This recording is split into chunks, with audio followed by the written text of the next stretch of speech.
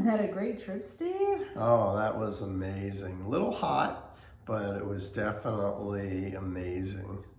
It was very hot. We went to Charleston, South Carolina for a short 4-day trip, and we had lots of fun. I'm Sue. And I'm Steve, and we're aging joyfully. We have lots of videos. We've talked about Social Security and retiring, traveling, health issues. We have a lot of different interests and topics. So please, if you think you'll enjoy watching us, please subscribe. Definitely, and hit notification and like. Okay, so now we're going to talk about what we did in Charleston. First, we saw Fort Sumter. That was interesting. Fort Sumter was built in 1829 in Charles Harbor as a protection after the War of 1812. The government thought that they needed to protect their harbors and their waterways. So they built the fort as a precaution. Little did they know that it was going to be attacked by Americans. Right, and so it was very interesting to see Fort Sumter. South Carolina seceded from the Union in December of 1860.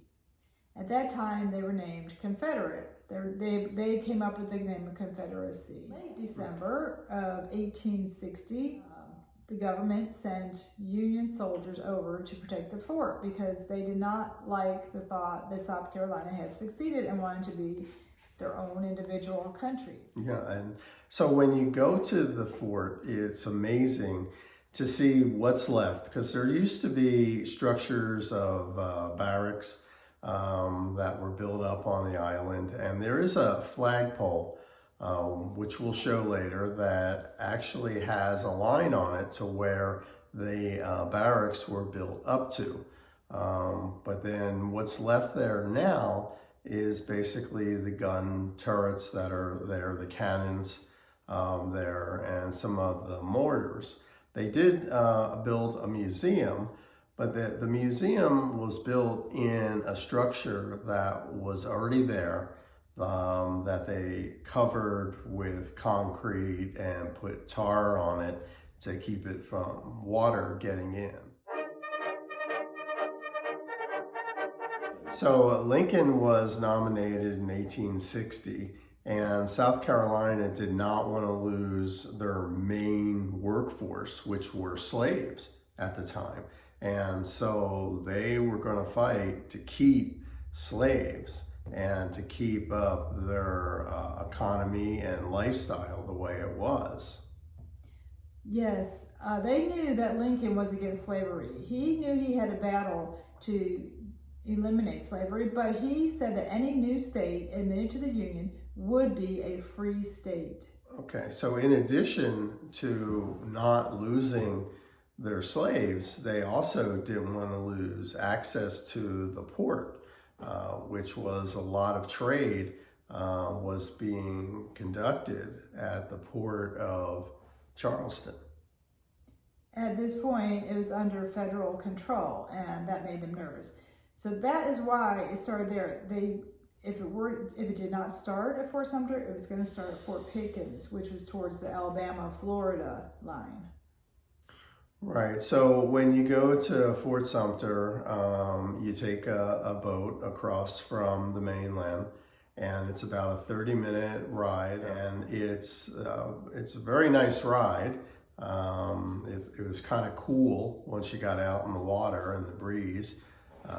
It was definitely hot when you got on the island, and it's a pretty big island that 90% of the bricks are original bricks. The bricks on the walkway, they were added later for the tourists. So you could walk on the top of the fort where you could see, I guess back in those days, you could see Union soldiers approaching, and that's when you'd start firing the cannons. So even though it was only a 30-minute ride over, they did sell concessions. They had plenty of snacks, things that we can no longer eat. But I don't think they sold any drinks. They did make a point of saying on the announcements there was no bottled water, and I didn't see anybody having drinks. We brought our own nuts and froze some fruit and had our bottled water, and you're allowed to eat whatever you want on the ship, But like I said, you could buy food. Once you get to the island, there was no food sold there. The restrooms on the ship were great.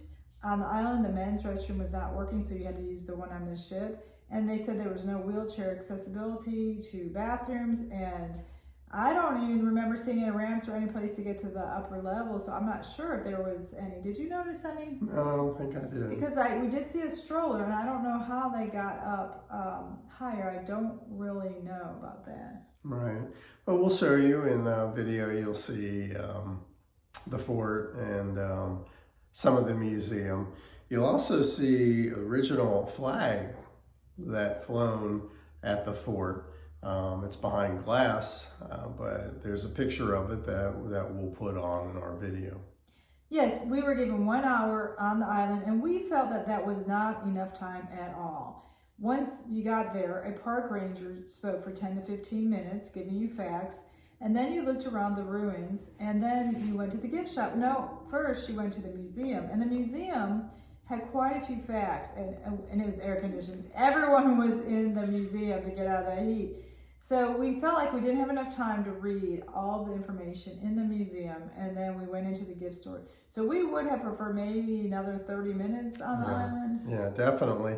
The museum, there was so much in there to see. I don't think that we saw even a third of it. The flag was very significant because it was flying there when the war started on April 12, 1861 at 4:30 in the morning.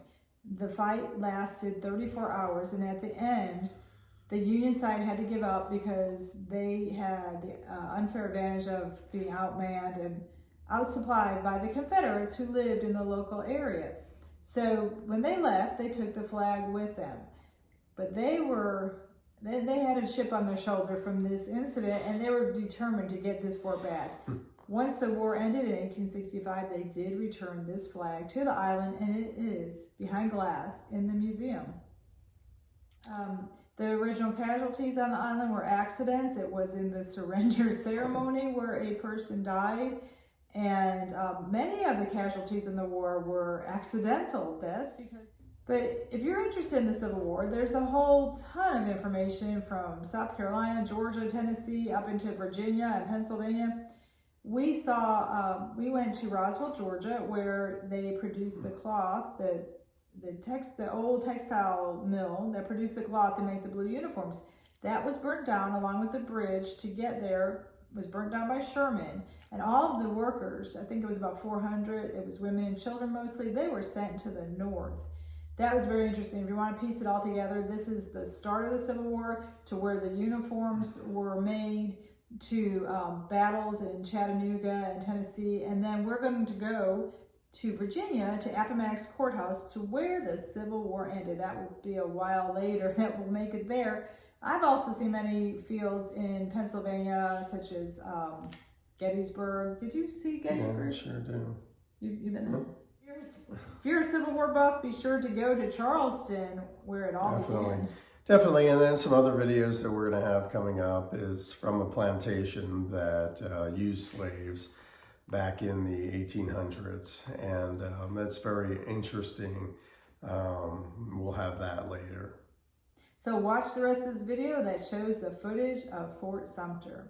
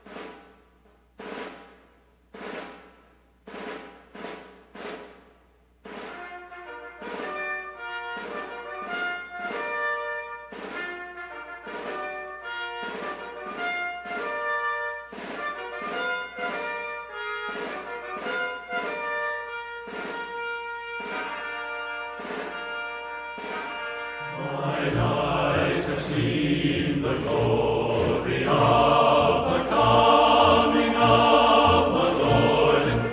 He is trampling out the vintage where the grapes of wrath are stored.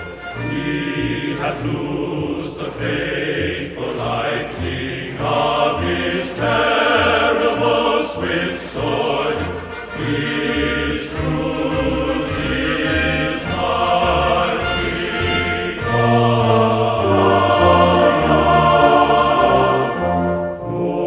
Glory, glory, hallelujah. Glory, glory,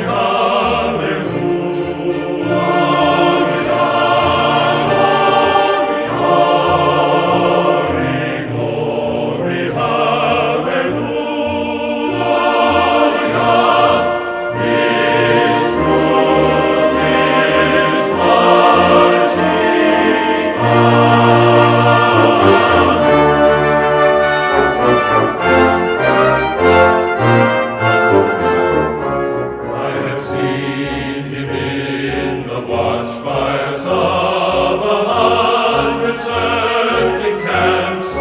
They have builded him an altar in the evening dews and damps. I can read his righteous sentence in the dim and flaring lamps. His day is marching on.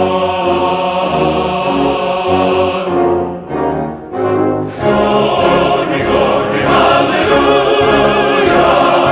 Glory, glory, hallelujah. Glory, glory, hallelujah. His truth is marching on.